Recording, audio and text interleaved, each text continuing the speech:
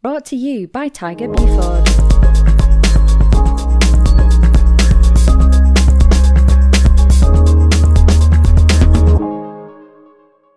Hello, orthopedic friends. Welcome to Inside Orthopedics. My name is Tiger.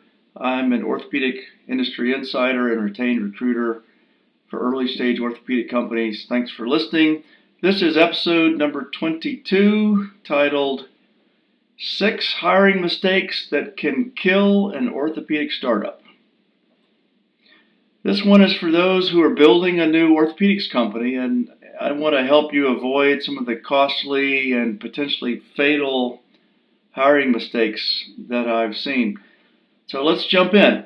So you're building an orthopedic company in one way or another. You may be the CEO, hiring manager, or just an interviewer.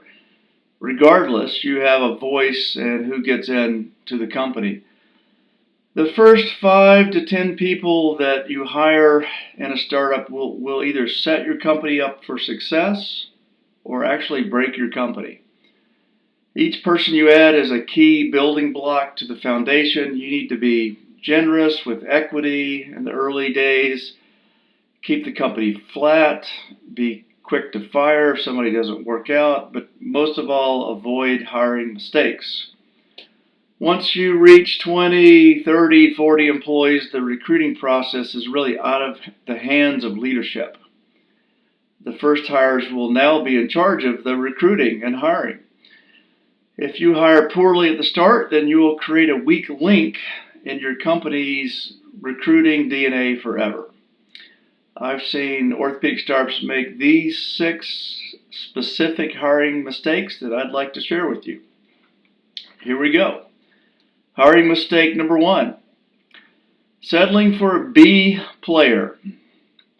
The rule is don't ever let a B player into your company, especially in the early days. If you let a B player in, then you will gradually be surrounded by C players and your company will rot from the inside out.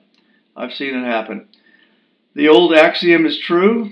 A players hire A players, B players hire C players, and C players will kill your company. Why? Because A players are not intimidated by smart, hardworking people, so they tend to hire A players. They hire up. B players, on the other hand, don't want to be challenged, so they hire C players, they hire down. So actively screen out all B candidates. All right, hiring mistake number 2, using consensus hiring. Unfortunately, I have seen that most orthopedic startups still use consensus-based hiring. And the reason for this is obvious. It's all about cultural fit. The CEO and leadership wants everyone to be comfortable before making an offer to a candidate. In a small office, going from the 10th employee to the 11th is a really big deal. And after the candidate finishes meeting with everyone, the leadership will take everyone's temperature. And if everyone is mostly positive about the candidate, then an offer will be made.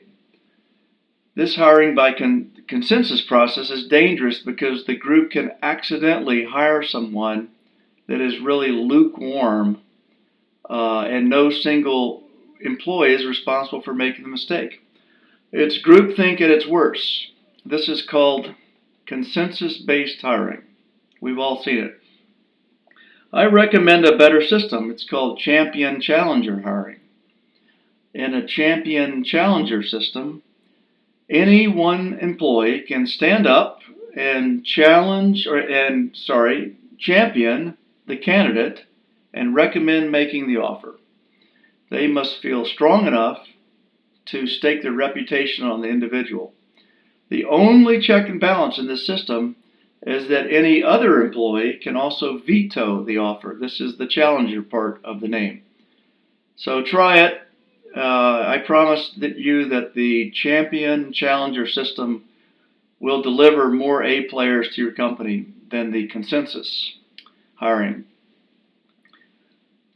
Hiring mistake number 3, is trying to convert a big company hire.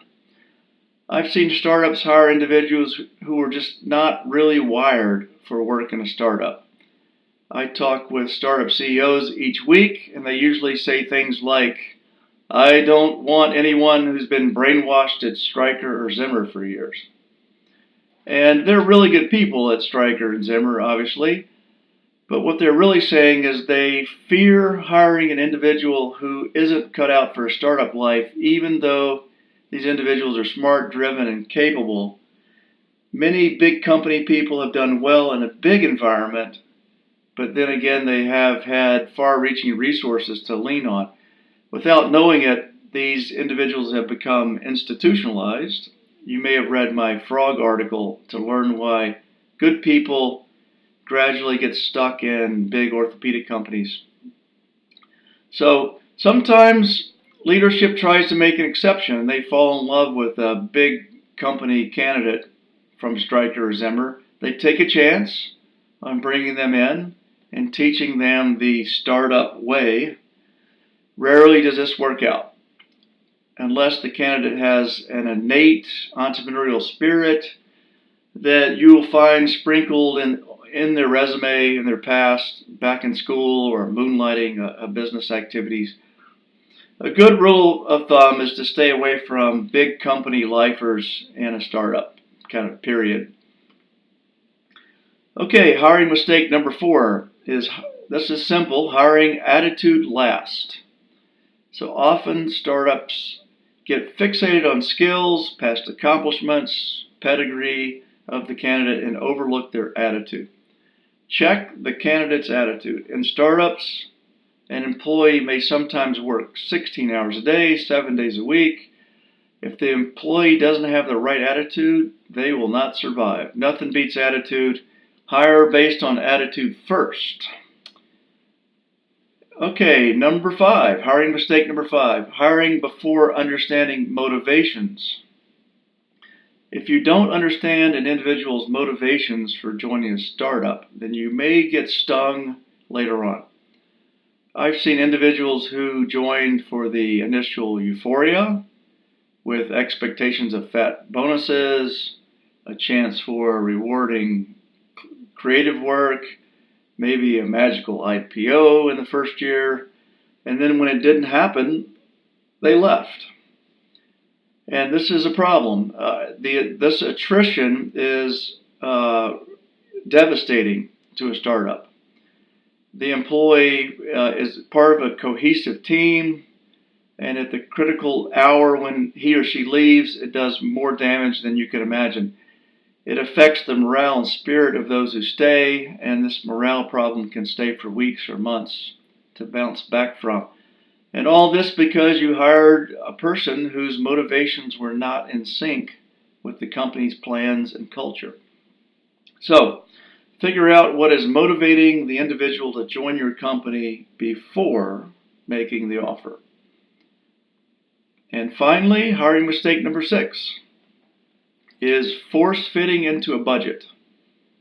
I've seen startups say, but this is all we can pay for this position right now. This is short-term, small thinking. It can really hurt later on.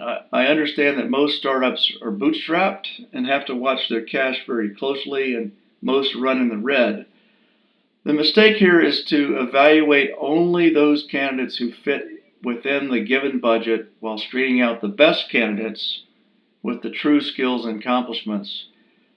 While I agree you need to be pragmatic about budgets, you need to find motivated people who value passion, creativity, experience, and learning for what is really beyond the money.